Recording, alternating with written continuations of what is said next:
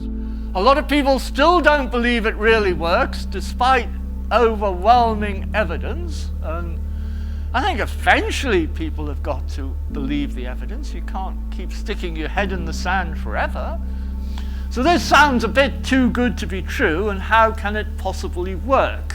C'est l'effet de photobiomodulation qui est l'effet de certaines longueurs d'onde de la lumière qui vont avoir cette triade d'effets tout à fait importante, antalgique, anti-inflammatoire et de régénération cellulaire et tissulaire. It's amazing to see how much is being done in photobiomodulation today, how much excitement there is in this field. I happen to think that this is a new frontier in medicine.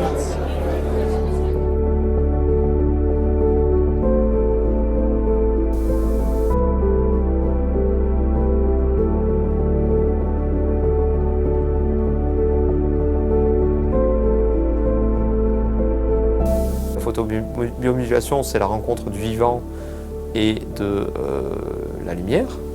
Donc si on s'intéresse à ce qu'est le vivant, on se dit qu'est-ce qu'il faut pour qu'il y ait du vivant? En fait, c'est très simple, c'est de la lumière et de l'eau. Donc finalement, la photobiomodulation, ça n'est jamais que de la lumière et de l'eau. On dit en fait la seule différence finalement entre le vivant et le non-vivant, c'est lorsqu'il y a des échanges. Voilà. Et on sait que la lumière stimule, provoque, modifie ces échanges à des niveaux qu'on n'imagine pas, mais on sait très bien qu'il y a des phénomènes qu'on connaît très bien en médecine, en neurologie par exemple, ou en biologie cellulaire, et qui ne s'expliquent pas avec une approche classique, énergétique, d'échange d'ions, de choses comme ça. On sait très bien que globalement, maintenant ça a été parfaitement décrit, que ça ne s'explique que par de la physique quantique.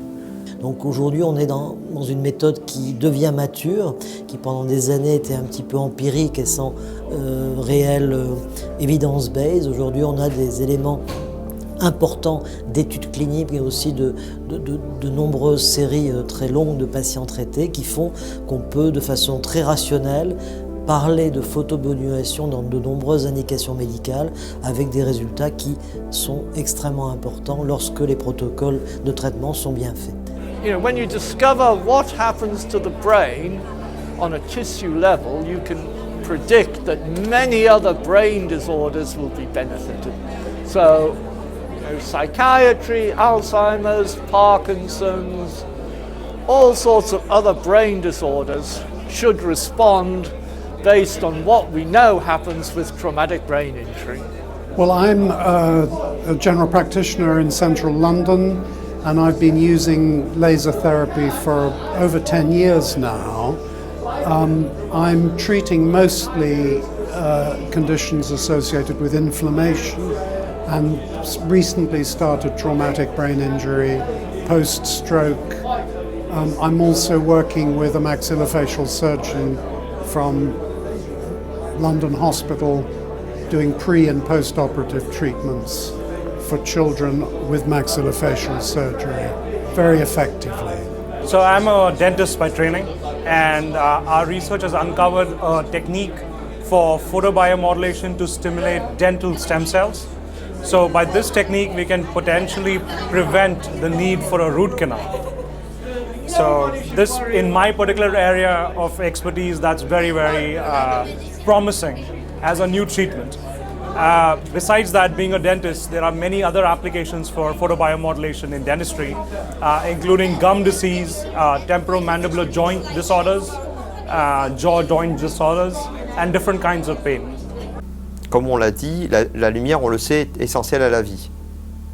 Jusqu'à quel point, dans quel processus, on ne sait pas. On pourrait répondre à ces gens-là, comment pouvez-vous expliquer que dans toutes les cellules du corps, il y ait des récepteurs à la lumière? Pourtant, il y a des cellules du corps qui ne voient jamais la lumière, qui n'ont pas vocation à avoir la lumière. Ce qu'on sait aussi, c'est qu'au niveau de l'embryogénèse, et c'est connu depuis très longtemps, la plupart des cellules du corps elles viennent toutes de cellules souches, mais elles viennent pour la plupart de cellules qui sont proches des cellules de la peau. Donc nos organes internes, qui n'ont aucun lien avec le monde extérieur, en tout cas pas connus, on se dit comment ça se fait qu'en fait il y ait des récepteurs de lumière, donc qui soient activables par la lumière, c'est pas juste des récepteurs qui transforment la lumière en énergie, c'est qu'en plus ça déclenche des processus alors qu'ils sont dans l'organisme. Donc on se dit que quelque part notre histoire de l'évolution du vivant a gardé les traces de cette absolue nécessité de la lumière. Alors après, il y a le prix Nobel de médecine de l'année dernière. Il a eu son prix Nobel parce qu'il a montré que justement des cellules qui sont enfouies au plus profond de notre corps obéissent au fameux rythme circadien. C'est-à-dire qu'en gros, on a établi maintenant que la biologie, notre biologie, le vivant sur Terre, fonctionne comme il fonctionne parce que la Terre a toujours été un satellite du Soleil. On a une étoile avec un certain rythme de rotation de la Terre autour du Soleil, de la rotation de la Terre sur elle-même, et que ça a défini finalement la chronologie de tous les mécanismes biologiques, physiques, physiologiques de notre corps. Toutes les cellules ont la trace de ça.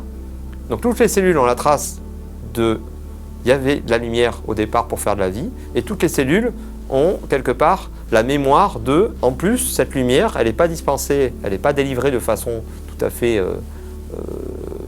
aléatoire.